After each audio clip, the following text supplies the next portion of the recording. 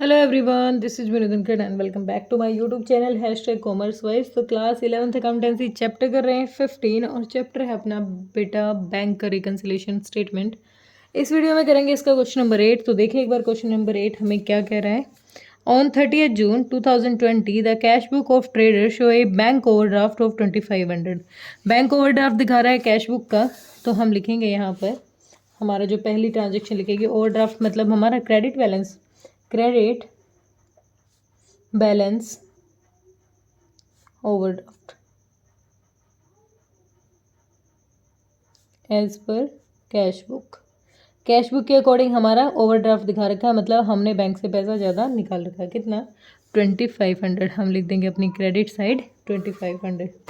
Next हमें question कहता है cheque amounting to 14,600 has been paid to the bank.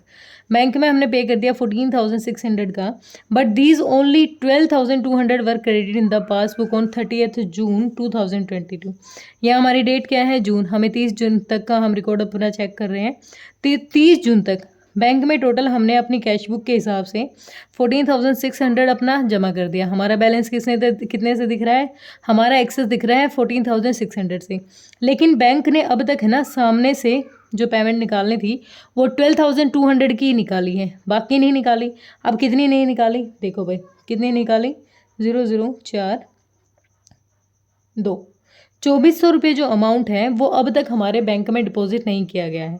तो कैश बुक तो ज़्यादा दिखा रही होगी, कैश बुक दिखा रही होगी इतने अमाउंट से हमें कि हमारा इतना अमाउंट बढ़ा हुआ है, और पासबुक दिखा रही है इतना। तो डिफरेंस कितना आ रहा है? इतना। क्यों? क्योंकि पासबुक में टोटल अमाउंट हमारा नहीं आया है।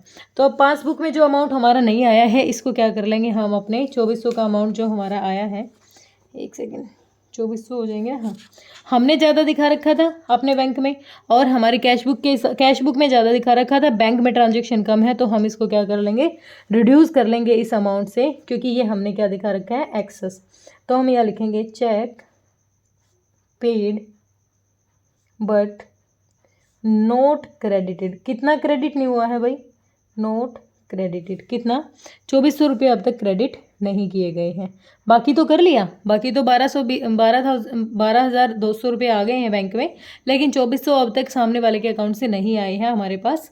तो हमारा कैश बुक ज़्यादा दिखा रही थी, बैंक कम दिखा रहा था। जितने से डिफरेंस आ रहा था उतने से हमने घटा के लिख दिया। नेक्स्ट हमें कहता है he had also issue cheque amounting 10,000। भाई चेक इशू किया 10,000 का, हमारे पास से पैसा चला गया, कैश बुक के अकॉर्डिंग अमाउंट रिड्यूस कर दिया, लेकिन out of which only 3,600 had been presented for payment. भाई देखो क्वेश्चन क्या कह रहा है, टोटल हमने एक चेक था हमने इशू किया, तो हमने क्या दिखा दिया, हमारा क्रेडिट साइड दिखा दिया कैश बुक में, कितने अमाउंट से हमने चेक इशू किया, हमारे पास से पैसा चला गया। लेकिन बैंक ने ना उसमें से सिर्फ कितने की पेमेंट दी है? 3,600 रुपये की पेमेंट दी है। अब बैंक ने तो सिर्फ 3,600 रुपये ही लेस किए हैं, 3,600। हमने 10,000 लेस कर दिए, हमने तो ज़्यादा लेस कर दिए। क्यों? क्योंकि बैंक ने तो अभी कम दिया है, हो सकता है बैंक अगले महीने दे। तो कितने अमाउंट से? 0,046। 6,400 रुपये से क्या कर रखा है हमने, यहाँ पर ज़्यादा अमाउंट घटा रखा है। भाई ज़्यादा घटा रखा है, जब बैंक पेमेंट करे तब घटा लेना। इसको कर दो ऐड बैक। देखो जब बैंक इशू करता है चेक, हम चेक इशू करते हैं कैश बुक के अकॉर्डिंग, तो हम क्या करते हैं, इशू करेंगे तो हमेशा ही उस अमाउंट को क्या करेंगे, हमने इशू किया था तो घट गया होगा तो उसको ऐड करेंगे, और हमने डिपॉजिट किया होगा तो हमेशा ही उसको क्या करेंगे, लेस करेंगे। तो ये क्या आ जाएगा हमारे यहाँ पर, check issued but not presented. हमने तो चेक इशू कर दिया था लेकिन पूरी पेमेंट सामने वाले को नहीं दी गई है। कितनी नहीं दी गई? बस उस अमाउंट को लिख दो जो नहीं दी गई है, 6,400। नेक्स्ट हमें क्वेश्चन कहता है ए चेक है 500 which has been debited to the bank account was not sent bank for the collection by mistake. हाँ भाई 500 रुपये का कोई बैंक में पैसा जो चेक है वो जमा करवाया गया, लेकिन अब तक बैंक में ना उसकी कलेक्शन नहीं आई है। हमने तो कैश बुक को बढ़ा दिया था 500 रुपये से, ठीक है, लेकिन बैंक के पास वो अमाउंट आया ही नहीं है। तो हमने ज़्यादा क्यों दिखा रखा, हम भी क्या कर देंगे, उस अमाउंट को रिड्यूस कर देंगे, क्योंकि बैंक में पैसा आएगा तब हम उसको क्या कर लेंगे, जमा कर लेंगे। तो हम यहाँ क्या लिखेंगे, क्या क्या था ये, मैंने क्या लिख दिया, हाँ, चेक कितने का था ये, cheque not sent to bank for collection. कितने रुपए का? 500 रुपये का, 500 रुपये का। ओके, नेक्स्ट है there is a debit in the passbook. Passbook का डेबिट होता है मतलब रिड्यूस करना। 10 फॉर बैंक चार्जेस, 10 रुपये बैंक चार्जेस से रिड्यूस किए हैं तो हमारे पास से घट गए हैं। और 50 इंटरेस्ट के, 50 क्या था इंटरेस्ट के, मतलब अमाउंट पासबुक अगर डेबिट करता है ना तो इसका मतलब हम क्या हो रहे हैं, डिक्रीज हो रहे हैं, लेकिन कैश बुक डेबिट करता है तो इंक्रीज कर रहा है। भाई बैंक ने क्या किया, बैंक ने 10 रुपये दे, 10 रुपये तो बैंक चार्ज के काट लिए, 50 इंटरेस्ट के काट लिए। ओनर की नॉलेज में नहीं थे तो नॉलेज में आएगा तो वो अपने कैश बुक से भी इस अमाउंट को क्या कर देगा, रिड्यूस कर देगा। तो एक तो है बैंक चार्जेस, बैंक चार्जेस हैं कितने रुपए के, 10 रुपये के, ठीक है। और एक क्या है, बैंक का इंटरेस्ट है, बैंक इंटरेस्ट कितने रुपए का, 50 रुपये का, दोनों ही, ठीक है। नेक्स्ट हमें क्वेश्चन कहता है a customer directly paid into the bank, paid into his bank 1000 but it was not shown in cash book.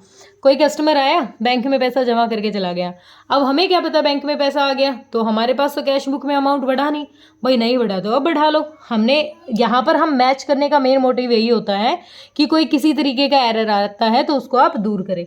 तो हमारी नॉलेज में नहीं था, हमने कैश बुक में बढ़ाया नहीं, अब हम क्या कर लेंगे, उस अमाउंट को बढ़ा लेंगे।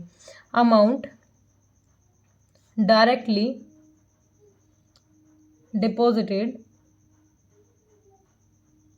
बाय कस्टमर, बाय कस्टमर कितना, 1000 रुपये, ठीक है। नेक्स्ट हमें क्वेश्चन कहता है bank has paid insurance premium 40,000 according to his instruction but this is not recording in cash book.